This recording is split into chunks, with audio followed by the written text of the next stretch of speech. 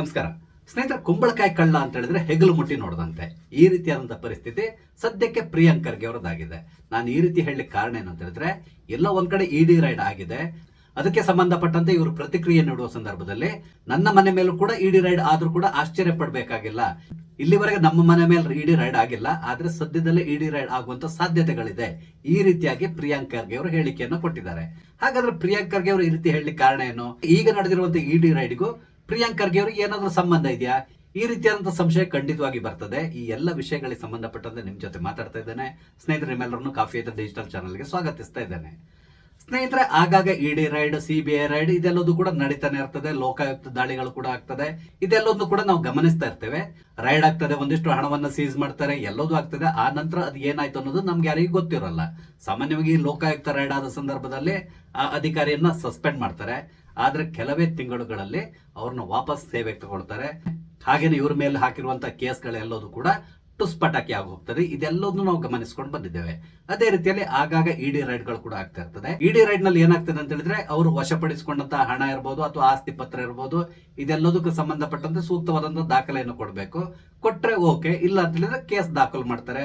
ನಂತರ ಅದು ತನಿಖೆ ಪ್ರಾರಂಭ ಆಗ್ತದೆ. ಆದ್ರೆ ಇಲ್ಲಿ ಸ್ವಲ್ಪ ಪ್ರೊಸೆಸ್ ತುಂಬಾ ಸ್ಲೋ ಅಂತ ಹೇಳಿನೇ ಹೇಳ್ಬಹುದು. ಹಾಗಾಗಿ ಈ ವಿಷಯಗಳಲ್ಲಿ ಜಜ್ಮೆಂಟ್ ಬರೋದು, ಕನ್ವಿಕ್ಷನ್ ಆಗೋದು ಎಲ್ಲದೂ ತುಂಬಾ ಕಮ್ಮಿ. ಅಂದ್ರೆ ಪರ್ಸೆಂಟೇಜ್ ಲೆಕ್ಕ ಹಾಕಿದ್ರೆ ಬಹಳಷ್ಟು ಕಮ್ಮಿ ಇರ್ತದೆ. ಆದ್ರೆ ಇಡೀ ಕುಣಿಕೆಗೆ ಒಮ್ಮೆ ಅವ್ರು ಸಿಕ್ಕಿ ಬಿದ್ರು ಅಂತ ಹೇಳಿದ್ರೆ ತಪ್ಪಿಸ್ಕೊಳ್ಳಿಕ್ಕೆ ಬಹಳಷ್ಟು ಕಷ್ಟ ಇರ್ತದೆ. ಈಗ ನಿಮ್ಗೆ ಗೊತ್ತಿದೆ, ನ್ಯಾಷನಲ್ ಹೆರಾಲ್ಡ್ ಕೇಸಿಗೆ ಸಂಬಂಧಪಟ್ಟಂತೆ ರಾಹುಲ್ ಗಾಂಧಿ, ಸೋನಿಯಾ ಗಾಂಧಿ, ಮಲ್ಲಿಕಾರ್ಜುನ್ ಖರ್ಗೆ ಇವರೆಲ್ಲರ ಮೇಲೂ ಕೂಡ ಇಡಿ ಕೇಸ್ ಅನ್ನು ದಾಖಲು ಮಾಡಿದೆ. ರಾಹುಲ್ ಗಾಂಧಿನ ಕೆಲವು ಬಾರಿ ಇಡಿ ಅವರು ಕರೆದು ಎನ್ಕ್ವೈರಿಯನ್ನು ಕೂಡ ಮಾಡಿದ್ದಾರೆ. ಹಾಗೆ ಸೋನಿಯಾ ಗಾಂಧಿ ಅವರ ಎನ್ಕ್ವೈರಿ ಕೂಡ ಆಗಿದೆ. ಆದ್ರೆ ಈ ವಿಚಾರಣೆಗೆ ಕರೆದ ಸಂದರ್ಭದಲ್ಲಿ ರಾಹುಲ್ ಗಾಂಧಿ ಮಾಡಿರುವಂತಹ ಡ್ರಾಮಾ ನಿಮ್ಗೂ ಕೂಡ ತುಂಬಾ ಚೆನ್ನಾಗಿ ಗೊತ್ತಿದೆ. ಏನಾದ್ರೂ ಇವ್ರ ಮೇಲೆ ಕೇಸ್ ಇದ್ರೆ, ವಿಚಾರಣೆ ಕರೆದ್ರೆ ಇವರು ಸಂವಿಧಾನಕ್ಕೆ ಬೆಲೆ ಕೊಡುವವರು ಅಂತ ಕೊಂಡು ಹೇಳ್ತಾರೆ. ಅಂತವರು ಸೀದಾ ಹೋಗಿ ಆ ವಿಚಾರಣೆಯನ್ನ ಎದುರಿಸಿ ಏನ್ ಗೊತ್ತಿದೆ ಅದನ್ನ ಹೇಳಿ ಬರಬೇಕು. ಅದಕ್ಕೆ ಬದಲಾಗಿ ಈ ಸಂವಿಧಾನದ ರಕ್ಷಕ ಅನ್ಸ್ಕೊಂಡಿರುವಂತಹ ರಾಹುಲ್ ಗಾಂಧಿ ಅವರು ತಮ್ಮ ಪಕ್ಷದ ಎಲ್ಲರನ್ನು ಕರೀತಾರೆ, ಬನ್ನಿ ಪ್ರೊಟೆಸ್ಟ್ ಮಾಡಿ ಅಂತ ಹೇಳ್ತಾರೆ. ಒಂದು ಮೆರವಣಿಗೆಯನ್ನ ನಡೆಸ್ತಾರೆ, ಪ್ರತಿಭಟನಾ ಮೆರವಣಿಗೆಯನ್ನ. ನಂತರ ಇವರು ಇಡಿ ಕಚೇರಿ ಹೋಗ್ತಾರೆ. ಈ ಇಡಿ ಕಚೇರಿ ಒಳಗಡೆ ಎನ್ಕ್ವೈರಿ ನಡೀತಾ ಇರೋ ಸಂದರ್ಭದಲ್ಲಿ ಕೂಡ ಇವರ ಕಾರ್ಯಕರ್ತರು ಇಡಿ ಕಚೇರಿಯ ಹೊರಗಡೆ ಕೂತ್ಕೊಂಡು ಧರಣಿಯನ್ನು ನಡೆಸ್ತಾರೆ, ಗಲಾಭೆಯನ್ನು ಮಾಡ್ತಾರೆ. ಇದೆಲ್ಲದನ್ನು ನಾವು ಗಮನಿಸಿದ್ದೀರಾ. ಕೇವಲ ದೆಹಲಿಯಲ್ಲಿ ಅಂತ ತಗೊಂಡಲ್ಲ, ಕರ್ನಾಟಕದಲ್ಲಿ ಕೂಡ ಇಡಿ ಎನ್ಕ್ವೈರಿಗೆ ರಾಹುಲ್ ಗಾಂಧಿಯನ್ನು ಕರೆದಾಗ ಇಲ್ಲಿ ಪ್ರೊಟೆಸ್ಟ್ ಮಾಡಿದ್ದನ್ನು ನೀವು ನೋಡಿದ್ದೀರಾ. ಒಂದು ಕಾರಿಗೆ ಬೆಂಕಿ ಹಾಕಿದ್ದನ್ನು ಕೂಡ ನಾವು ಗಮನಿಸಿದ್ದೇವೆ. ಇವರು ವರ್ತಿಸುವಂತಹ ರೀತಿಯನ್ನ ನೋಡಿದ್ರೆ ಇವರಿಗೆ ಸಪರೇಟ್ ಆದಂತಹ ಸಂವಿಧಾನ ಇದೆಯಾ, ಈ ರೀತಿಯಂತ ಡೌಟ್ ಕೂಡ ಬರ್ತದೆ. ಯಾಕಂತ ಹೇಳಿದ್ರೆ, ಇವರು ಇಡಿ ವಿರುದ್ಧವಾಗಿ ಪ್ರತಿಭಟನೆಯನ್ನ ಮಾಡೋದನ್ನ ನೋಡಿದ್ರೆ ಮೋದಿ ಸರ್ಕಾರ ರಚನೆ ಆದ ಮೇಲೆ ಇದನ್ನ ಸ್ಥಾಪನೆ ಮಾಡಿದಾರ, ಈ ರೀತಿಯಂತ ಡೌಟ್ ಕೆಲವರಿಗೆ ಬರಬಹುದು. ಯಾಕಂದ್ರೆ ಇವರು ಹೇಳ್ತಾ ಇರ್ತಾರಲ್ಲ, ಇಡಿ, ಸಿಬಿಐ ಇದೆಲ್ಲದನ್ನ ಇಟ್ಕೊಂಡು ವಿರೋಧ ಪಕ್ಷದವ್ರನ್ನ ಟಾರ್ಗೆಟ್ ಮಾಡ್ತಾರೆ, ಅವ್ರ ಮೇಲೆ ರೈಡ್ ಮಾಡಿಸ್ತಾರೆ, ಬೇರೆ ಇನ್ಯಾರ ಮೇಲೂ ಕೂಡ ರೈಡ್ ಮಾಡಿಸೋಲ್ಲ, ಈ ರೀತಿಯಂತ ಅಪಾದನೆಗಳನ್ನ ಮಾಡ್ತಾ ಇರ್ತಾರೆ. ಇದೆಲ್ಲದನ್ನು ನೀವು ಗಮನಿಸಿರ್ತೀರ. ಆದ್ರೆ ಇಡಿ ಸ್ಥಾಪನೆ ಆಗಿದ್ದು ಇಂದು ನಿನ್ನೆ ಅಲ್ಲ, 1956ರಲ್ಲೇ ಸ್ಥಾಪನೆ ಆಗಿರುವಂತದ್ದು. ಅಂದ್ರೆ ನೆಹರು ಪ್ರಧಾನಮಂತ್ರಿ ಆದ ಸಂದರ್ಭದಲ್ಲಿ ಇದು ಸ್ಥಾಪನೆ ಆಗಿರುವಂತದ್ದು. ಅದೊಂದು ಸ್ವಾಯತ್ತ ಸಂಸ್ಥೆ, ಅವ್ರ ಕೆಲಸವನ್ನು ಅವ್ರು ಮಾಡ್ತಾ ಇದ್ದಾರೆ.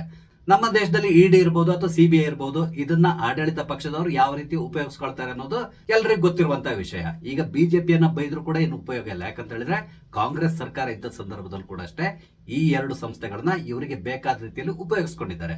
ಹಾಗಾಗಿ ನಮ್ಮ ದೇಶದಲ್ಲಿರುವಂತಹ ಯಾವುದೇ ರಾಜಕಾರಣಿ ಆಗ್ಲಿ ಅಥವಾ ಆತ ಯಾವುದೇ ಪಕ್ಷದಲ್ಲಿರ್ಲಿ, ಆತ ಈ ರೀತಿಯಂತ ಹೇಳಿಕೆಯನ್ನ ಕೊಡುವಂತಹ ನೈತಿಕ ಹಕ್ಕೆ ಆತನಿಗೆ ಇಲ್ಲ ಅಂತಲೇ ಹೇಳಬಹುದು. ಯಾಕಂತ ಹೇಳಿದ್ರೆ ಇವರ ಪಕ್ಷ ಅಧಿಕಾರದಲ್ಲಿದ್ದಾಗ ಅದನ್ನ ಅವ್ರಿಗೆ ಬೇಕಾದ ರೀತಿಯಲ್ಲಿ ಉಪಯೋಗಿಸ್ಕೊಂಡಿದ್ದಾರೆ. ಅದೇ ರೀತಿಯಲ್ಲಿ ಇಲ್ಲಿ ಕೂಡ ನಡೀತಾ ಇದೆ ಅಂತ ಹೇಳ್ಬಹುದು.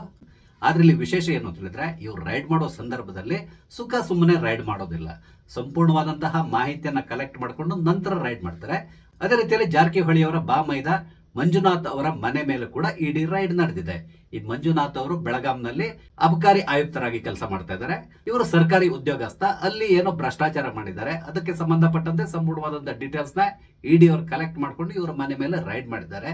ಈ ರೈಡ್ ಸಂದರ್ಭದಲ್ಲಿ ಇವರ ಮನೆಯಲ್ಲಿ 5.5 ಕೋಟಿವರೆಗೆ ಹಾರ್ಡ್ ಕ್ಯಾಶ್ ಸಿಕ್ಕಿದೆ. ಹಾಗೇನೆ ಇವರ ಮನೆಯಲ್ಲಿ ಸಿಕ್ಕಂತ ಚಿನ್ನಾಭರಣದ ವ್ಯಾಲ್ಯೂ ಹೆಚ್ಚು ಕಡಿಮೆ 8 ಕೋಟಿ ಇದೆ. ಈತ ಓರ್ವ ಎಂಪ್ಲಾಯ್ ಆಗಿ ಇಷ್ಟನ್ನು ಗಳಿಸ್ಲಿಕ್ಕೆ ಹೇಗೆ ಸಾಧ್ಯ, ನೀವು ಜಸ್ಟ್ ಥಿಂಕ್ ಮಾಡಬಹುದು. ಹಾಗೇನೆ ಕೆಲವೊಂದು ಡೈರಿಗಳು ಕೂಡ ಇವರ ಮನೆಯಲ್ಲಿ ಸಿಕ್ಕಿದೆ ಅಂತೇಳಿ ಹೇಳ್ತಾ ಇದ್ದಾರೆ. ಅದರಲ್ಲಿ ಪ್ರತಿ ತಿಂಗಳು ಇವರು ಯಾರ್ಯಾರಿಗೆ ಎಷ್ಟೆಷ್ಟು ಹಣ ಕೊಡಬೇಕು, ಎಷ್ಟು ಕಲೆಕ್ಷನ್ ಆಗ್ತದೆ, ಇದೆಲ್ಲದನ್ನು ಬರೆದಿಟ್ಟಿದ್ದಾರೆ ಅನ್ನೋ ಸುದ್ದಿ ಕೂಡ ಇದೆ. ಕೆಲವೊಂದು ಮಂತ್ರಿಗಳ ಹೆಸರು ಕೂಡ ಇದರಲ್ಲಿ ಇದೆ ಅಂತೇಳಿ ಹೇಳ್ತಾ ಇದ್ದಾರೆ.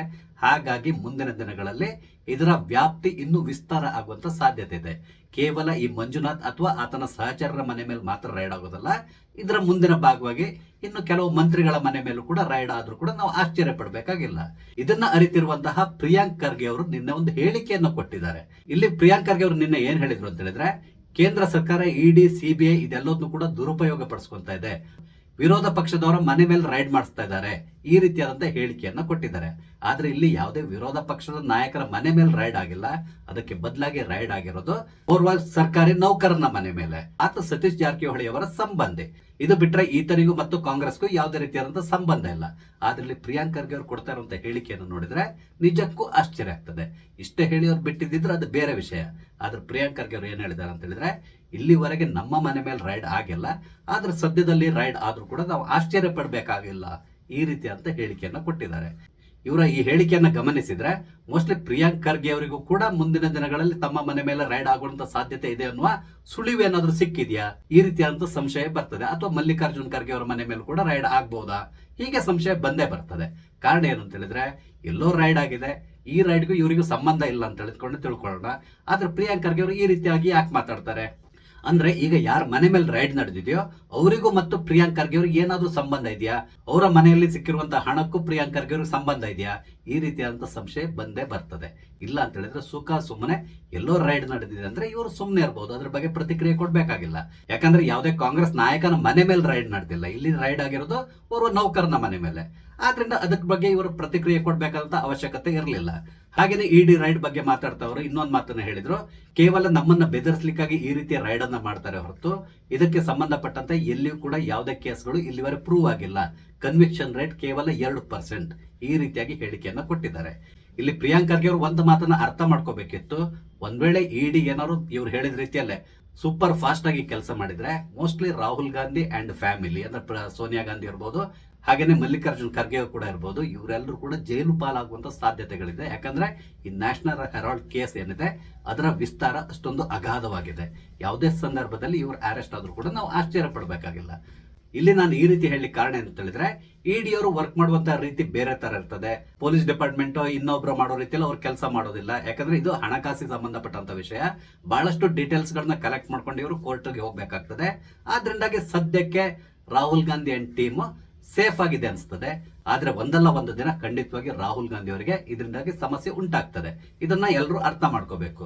ಅದೇನೇ ಇರಲಿ, ಪುನಃ ಪ್ರಿಯಾಂಕ್ ಖರ್ಗೆ ಅವ್ರ ವಿಷಯಕ್ಕೆ ಬರೋದಾದ್ರೆ, ಇಲ್ಲಿ ಪ್ರಿಯಾಂಕ್ ಖರ್ಗೆ ಅವ್ರಿಗೆ ಈಗ ಹೆದರಿಕೆ ಆಗ್ಲಿ ಪ್ರಾರಂಭ ಆಗಿದ್ದೇನು ಅಂತ ಹೇಳಿದ್ರೆ, ಅವರ ಫ್ಯಾಮಿಲಿಯವರು ನಡೆಸ್ತಾ ಇರುವಂತಹ ಸಿದ್ಧಾರ್ಥ ಟ್ರಸ್ಟ್ ಗೆ ಸಂಬಂಧಪಟ್ಟಂತೆ ಮೊನ್ನೆ ದೆಹಲಿಯಲ್ಲಿ ಬಿಜೆಪಿಯ ವಕ್ತಾರರಾದಂತಹ ಪ್ರದೀಪ್ ಭಂಡಾರಿ ಅವರು ಒಂದು ಹೇಳಿಕೆಯನ್ನು ಕೊಟ್ಟರು.